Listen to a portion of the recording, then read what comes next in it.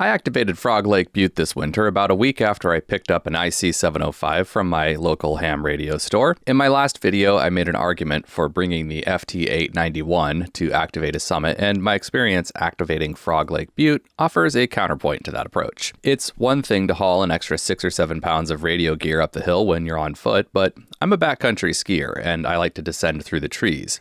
Not only is my FT891 and properly sized battery very unlikely to fit in my ski pack, the downhill skiing experience gets pretty dreadful when you're carrying too much weight. In this case, the IC-705 plus a 3 ampere-hour battery to power it at 10 watts is the heaviest setup that I'm willing to carry while skiing. I want to talk about a couple of things in this video.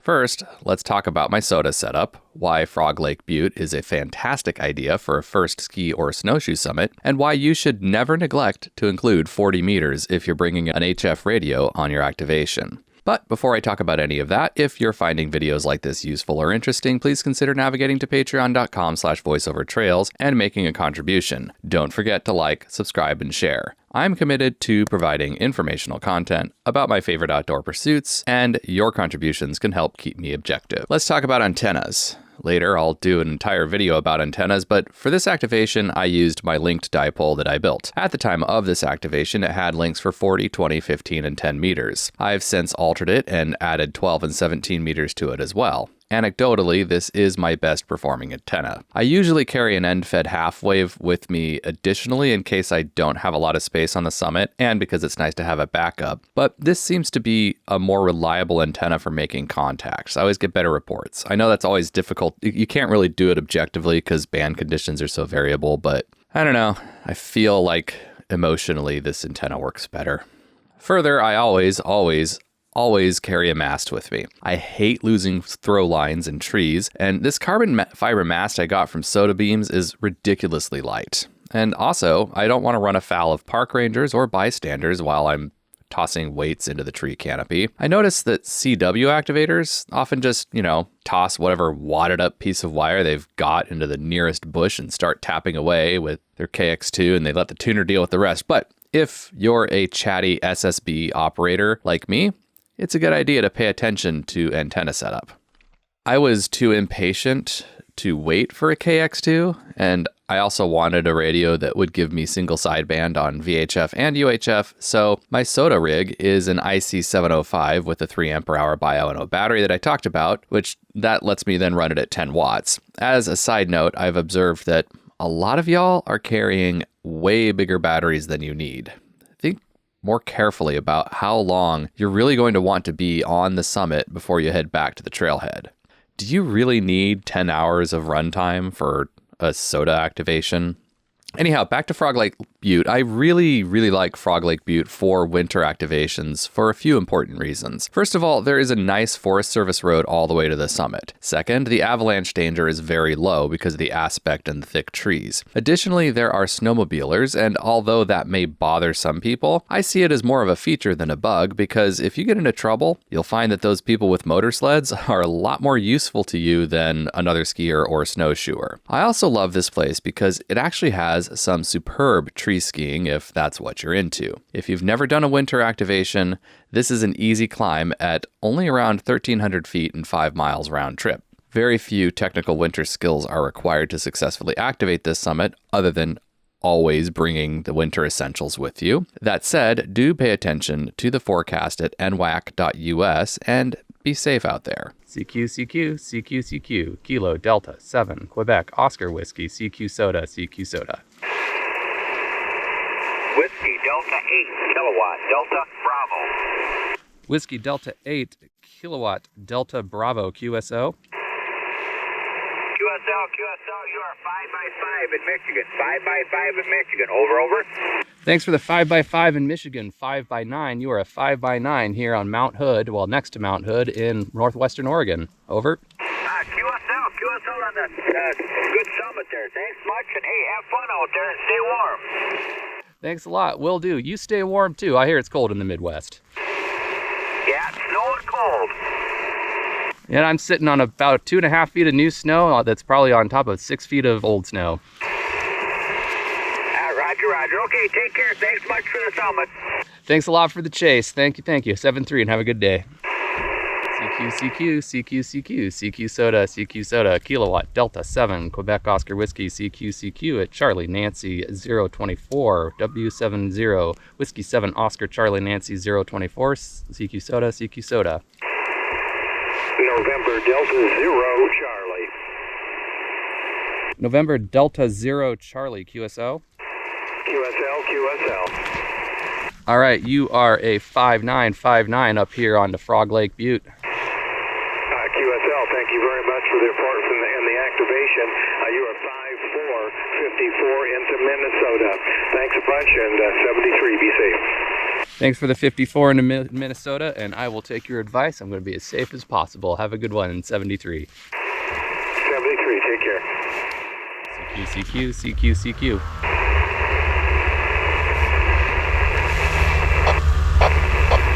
November 1, Charlie Lima, Charlie. November 1, Charlie Lima, Charlie, QSO. QSO, got you 5-5 here, 5-5 in San Diego. 5-5 in San Diego. I'm going to verify that call sign a little bit. A snowmobile just drove by and I couldn't hear you. So is that November 1, Charlie Lima, Charlie? Roger. I got you 5-5 in San Diego. All right, thanks for the 5-5 in San Diego. I got you 5-9 up here on Frog Lake Butte where all the snowmobiles are. QSL, well, have fun, man. Thanks a lot. I will. You too. And 7-3. The activation zone up here is huge. It's actually moved a bit to the north since I made this video, as the summits in Oregon have been reworked a bit. So you can't activate here, you have to go farther. But that's actually good, because the new activation zone gets you away from the communication towers up here, which could be a problem if you're trying to activate on VHF. I didn't notice any problems on HF though, which is good. I ended up with about 16 QSOs, and oddly enough, there were very few people on VHF today, and so only 2 QSOs were on 2 meters, and one of those was with N7LKL, who was skiing over at Timberline Lodge. I started on 15 meters and made 7 QSOs. Then I saw K4RVN from Georgia calling CQ 15 kilohertz up for me as I was just about to take my setup down, and I decided to just see if he could hear me, and he was just outside of Atlanta, and we were just barely able to complete the QSO. He was not quite, he was barely copying me. I think I have 4-0 in the log for the cent. But overall, I was getting pretty good signal reports on 15 meters, and I even managed coast-to-coast QSOs, getting a 5.5 report into Connecticut with N1CLC and a 5.2 into New Hampshire with AC1NO. I had 10 QSOs at that point, and I could have gone home happy, but I remembered K7ATN had told me in an email to consider activating on 40 meters to pull in some regional contacts, and I'm sure glad that I did that, because after I closed the links on my antenna and QSY'd to 40 meters, I got 6 more QSOs. And that was with chasers in Oregon, Idaho, and California. It's important not to forget that 40 meters generally works just fine for regional daytime contacts. Although 40 is often thought of as a nighttime band, that's only in reference to making DX contacts. Like, yeah, I've made plenty of coast-to-coast contacts on 40 meters at night, but it propagates regionally just fine during the day. At least in my experience, it mostly does. The biggest problem with 40 is just whether there's anybody listening during the day. But even on single sideband at 10 watts, I made 6 QSOs.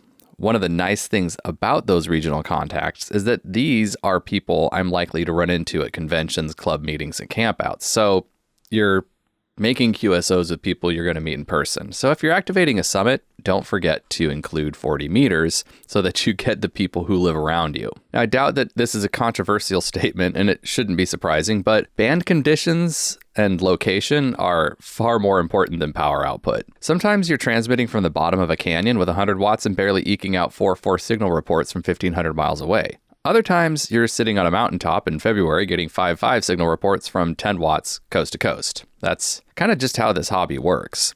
But 2 big things have changed to expand the HF hobby and make it interesting to folks like me. The first is the creation of Summits on the Air and Parks on the Air, which appeals to outdoorsy folks like me who want to get outside and want to play with their toys outside. The other is the advent of lightweight, software-defined radios that are very, very capable little rigs. It blew my mind that I was not just skiing, but backcountry tree skiing while carrying an all-mode transceiver I just used to make coast-to-coast contacts from the top of a snow-covered mountain in a national forest on single sideband and VHF. I mean, that's incredible. If you do find yourself tree skiing Frog Lake Butte, and I doubt this is going to be most of you watching this video, but if it just so happens that you're going to tree ski down, just know that the best tree skiing up here seems to be closer to the road.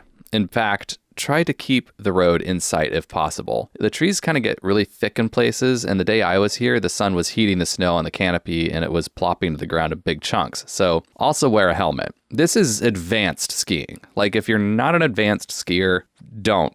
You won't enjoy this. It was very, very challenging. The trees were really, really tight. So unless you are the type of person that knows you can ski with a lot of little tricks up your sleeve for getting through this stuff, yeah, you won't just go down the road. Go down the road or snowshoe. The snow was getting heavy on me about halfway down the summit. That's common for late February. So I cut over to that road earlier than I had originally planned, and I just sort of coasted out the rest of the way. And I'm fine with that because it's not that important to me to get the perfect powder tree skiing. I will quit when I'm ahead. There's about a quarter mile of flat road on the way out, regardless of how you get out of here. And you're going to have to take off the skis and walk. If you're skiing, if you're snowshoeing, you won't notice, but just know that that's there. So the big takeaway here is I don't recommend carrying a bigger radio like the FT891 if you're going to be traveling in snow or doing anything really technical. I probably would have made more contacts with the bigger radio, obviously. Although on a day like today where the band conditions were so good, maybe not.